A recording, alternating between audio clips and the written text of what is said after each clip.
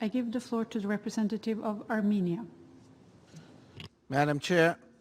we thank the delegations of Norway and Niger for convening this meeting on a very important topic. We highly appreciate the presence of His Royal Highness Crown Prince of Norway, the Special Representative of the Secretary General of Children and Armed Conflict,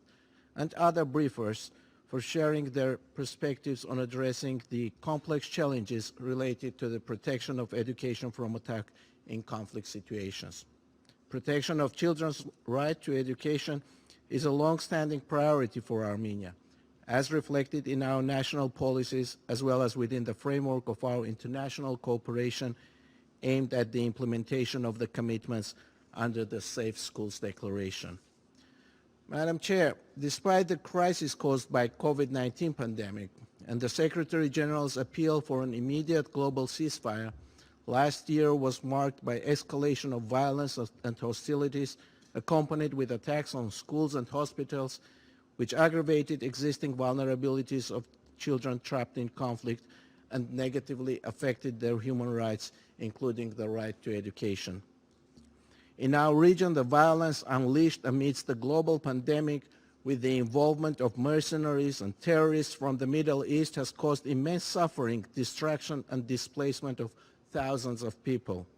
Targeted attacks on the educational institutions led to destruction of 18 schools and 6 kindergartens in Nagorno-Karabakh, depriving more than 28,000 children of their right to education. The obstruction and denial of safe and unhindered humanitarian access to the conflict zone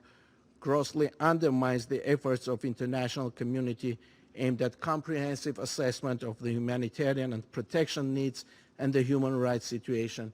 of the Nagorno-Karabakh population.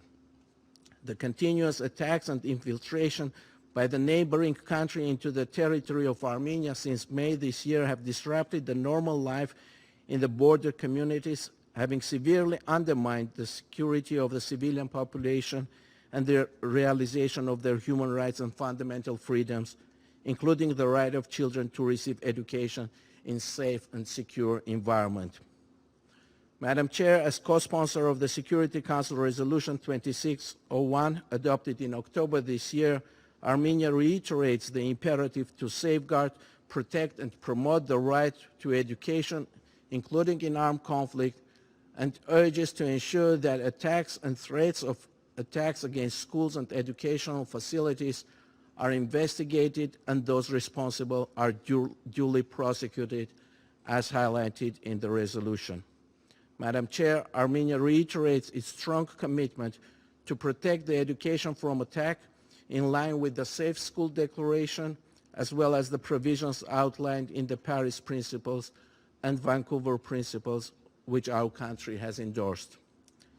We support the efforts of the Special Representative to create synergy among the UN agencies, regional organizations,